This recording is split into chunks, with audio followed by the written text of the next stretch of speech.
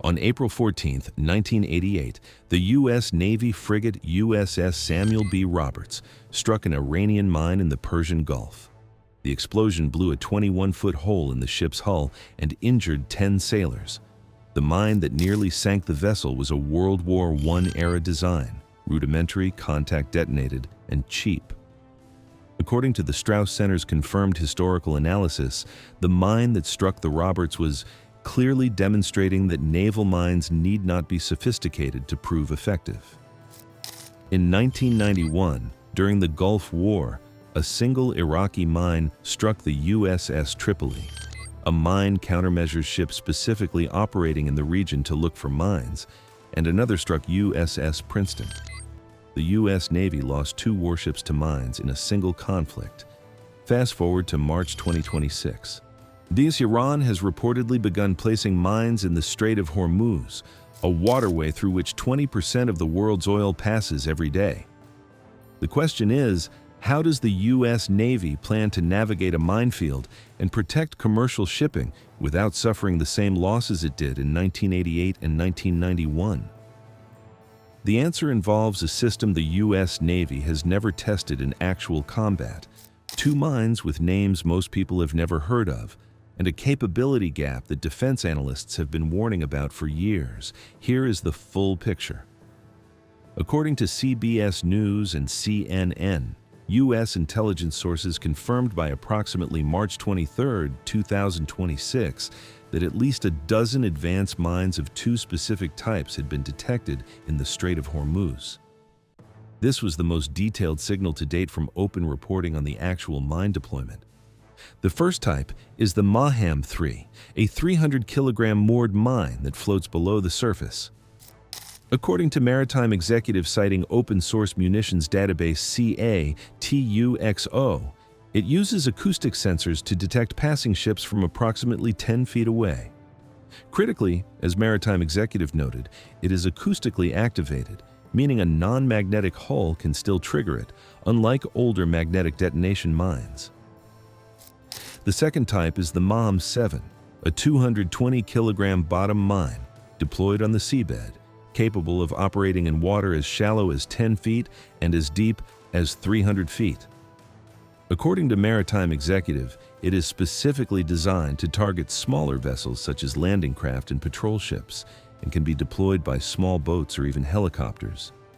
Iran has previously offered the Maham-7 for export and published its specifications. Now, the dozen or so mines currently confirmed in the strait represent a small fraction of what Iran reportedly possesses.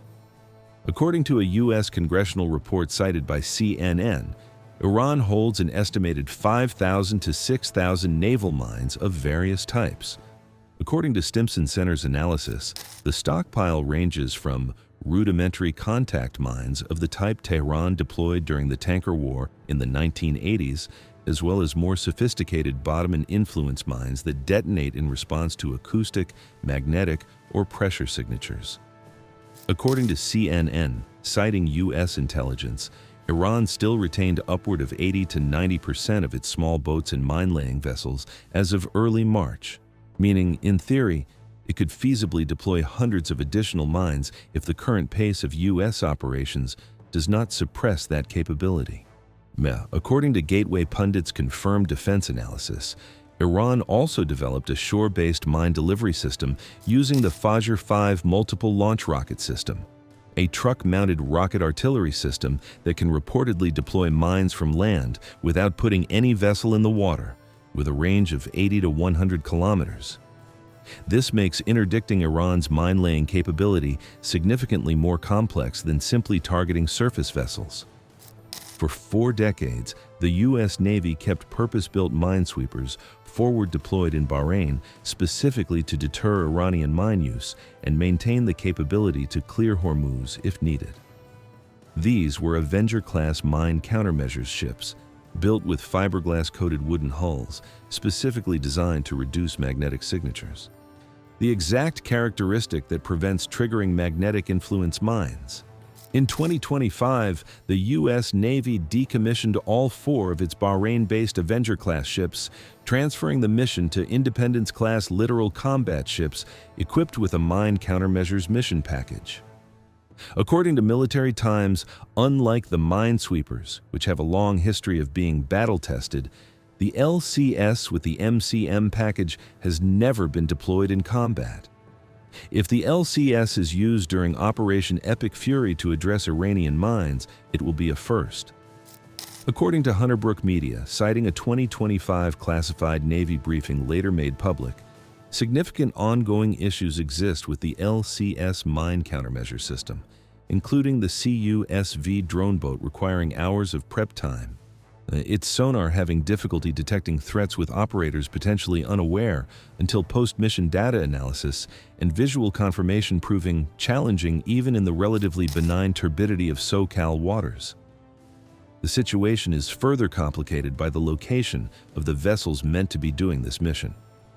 According to the War Zone's confirmed reporting, 2 of the 3 U.S. Independence-class LCS mine countermeasures ships, USS Tulsa and USS Santa Barbara, were spotted in Malaysia, thousands of miles from the Strait of Hormuz, in mid-March 2026. According to the War Zone, both ships had been forward deployed in Bahrain to replace the decommissioned Avengers. Their appearance in Malaysia raised significant questions about why they were not positioned for the mission they were designed to support. According to Hunterbrook Media, the U.S. stares down the barrel of a bleak scenario. New, flawed ships responsible for keeping open a global shipping artery that carries 1/5 of the world's oil supply. The Washington Institute's prior assessment, cited by Hunterbrook, estimated that clearing the Strait of Hormuz of mines could require up to 16 MCM vessels. According to Hunterbrook, the U.S. Navy currently has 7. Despite the capability gap, U.S. defense planners have outlined a multi-layer approach to conducting mine countermeasures operations in the Strait. According to Maritime Technology Review's confirmed analysis, the strategy involves a layered, networked system blending helicopter lasers, towed sonar, and semi-autonomous neutralizers. The first layer is the MH-60S Seahawk helicopter equipped with the Airborne Laser Mine Detection System, known as ALMDS. According to Maritime Technology Review, it scans shallow waters at speed, emitting laser pulses that bounce off submerged objects and return as high-resolution images. The streak tube imaging LiDAR system on board converts returning signals into near-instant 3D renderings, giving commanders real-time geolocation of potential threats without putting any vessel directly into the mine threat zone. The second layer is the Coastal and Shallow Water Mine Countermeasures Unmanned Surface Vessel, a drone boat deployed from the LCS that conducts sonar sweeps ahead of manned vessels. According to Next Big Future's confirmed operational analysis, the unmanned systems go first so no manned ship takes the initial risk. In the worst-case scenario, it is the drone or the lead LCS, not the commercial oil tanker behind it, that would encounter any uncleared mine. According to Next Big Future's confirmed analysis of the planned escort and clearance procedure, the sequence works as follows. LCS minesweepers with helicopter and drone support sweep and confirm a clear channel ahead of any convoy. Tankers are grouped into small convoys, typically 2 to 6 ships to reduce exposure. Arleigh Burke-class destroyers provide close escort. F-18S, F-35S, and E-2 Hawkeyes from carrier strike groups provide continuous combat air patrol. And any Iranian fast boat, drone, or mobile missile system detected is immediately engaged by air or ship-launched assets. But the key operational distinction from the Avenger-class approach, according to Military Times, is that the LCS operates outside the mine threat zone and deploys countermine devices, while the older minesweepers could operate closer to or directly inside the minefield. The standoff approach keeps the manned platform safer, but requires the drone systems to function reliably in a contested environment. According to former CENTCOM Commander General Joseph Votel, cited by Maritime Executive, I think the worst case now would be if we've found positive evidence of the strait being mined. That would really extend out the time for reopening. We probably have to assume there are mines in there right now. But a serious mining effort by Iran could really complicate and slow things down. The most direct response to the mine threat is not clearance, it is addressing mine-laying capability before the mines reach the water. According to CENTCOM's confirmed March 10th release, U.S. forces addressed multiple Iranian naval vessels near the Strait of Hormuz, including what CENTCOM described as 16 mine layers. According to Naval News, the targeted vessels included a Shahid Soleimani-class catamaran corvette, one of Iran's more capable surface combatants, as well as fast boats fitted with missiles, a Qadir-class submarine, and smaller intercept craft. Secretary of Defense Hegseth stated that U.S. Central Command has been addressing inactive mine-laying vessels in the Strait of Hormuz. Defense analysts describe this as an upstream approach. Rather than waiting for mines to be in the water and then attempting to clear them under fire, U.S. forces are attempting to degrade Iran's mine-laying capacity at the source. According to General Kane at the March 19th briefing, as of that date, 44 mine-laying watercraft had been addressed since Operation Epic Fury began. According to maritime executives' confirmed reporting, the deployment of 10 Warthogs and Apache helicopters over the strait is explicitly connected to the mine clearance mission. Maritime executive noted, "The command has begun using Apache helicopters and 10 close air support planes to support that objective." He's suggesting confidence that slow-moving, non-stealthy aircraft can now operate in the Strait of Hormuz. This is operationally significant. An LCS conducting mine clearance operations moves slowly and is exposed. According to National Interests Analysis, the older Avenger minesweepers had limited armament in case of an Iranian fast boat ambush. The LCS, as a true warship with a 57mm gun and CRAM launcher, can defend itself.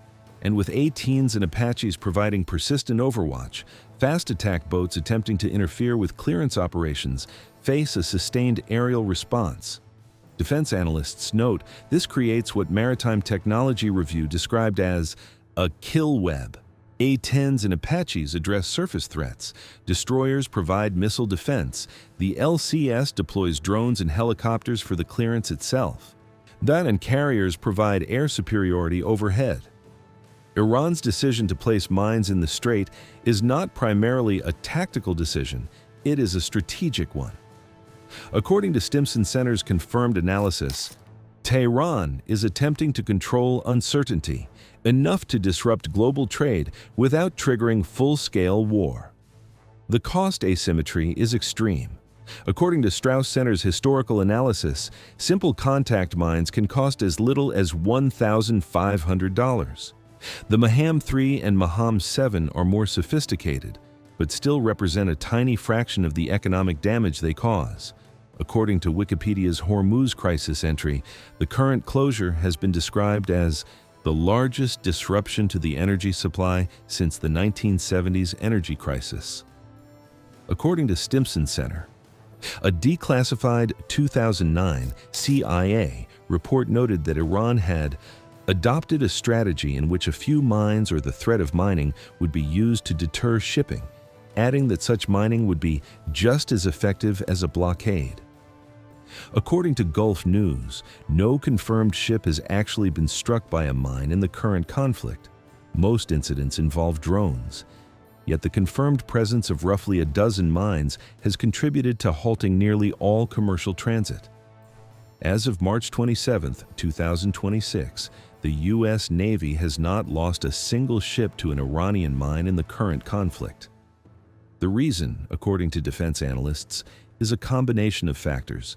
The mine threat is still in relatively early stages. The A-10 and Apache campaign has reduced Iran's mine-laying vessel fleet by 44 platforms.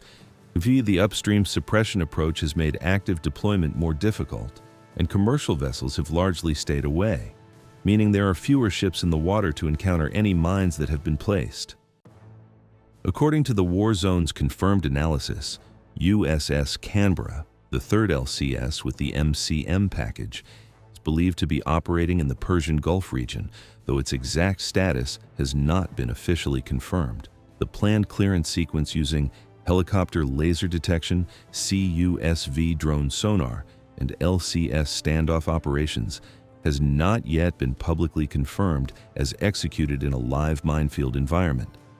According to plans reported by the Times of London and confirmed by the War Zone, the Royal Navy is expected to lead a Hormuz coalition, combining Royal Navy, French Navy, and U.S. Navy mine-clearing assets, but including at least some autonomous systems, to conduct coordinated clearance operations when conditions allow.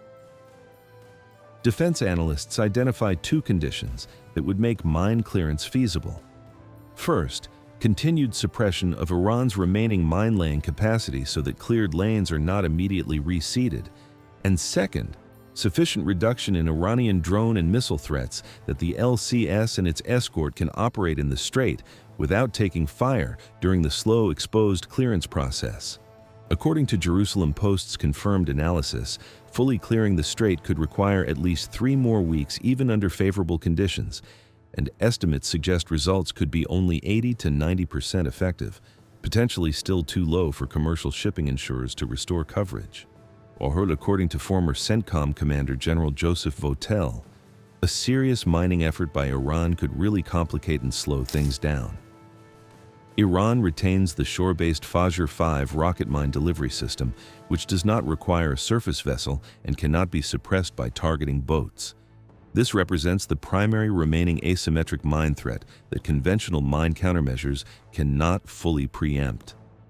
In 1988, a WWI-era Iranian mine nearly sank a U.S. Navy frigate. In 2026, Iran reportedly placed roughly a dozen advanced mines in the same strait, and that small number, combined with drone attacks and missile threats, has been enough to halt approximately 1,000 ships carrying 15 million barrels of oil per day. The U.S. Navy has a plan. It involves laser-equipped helicopters, sonar drone boats, standoff LCS platforms, A-10 Overwatch, Apache protection, and a Royal Navy-led coalition. The question is whether that plan can be executed in a live contested environment, one where the same minefield the Navy is trying to clear is watched over by Iranian forces who have every reason to prevent the clearance from succeeding. No U.S. ship has been struck by a mine in this conflict. Whether that remains true when clearance operations begin in earnest will be one of the most closely watched naval operations in decades. This video is based on publicly available reports, official statements, and defense analysis. Some details may be subject to change as the situation continues to develop.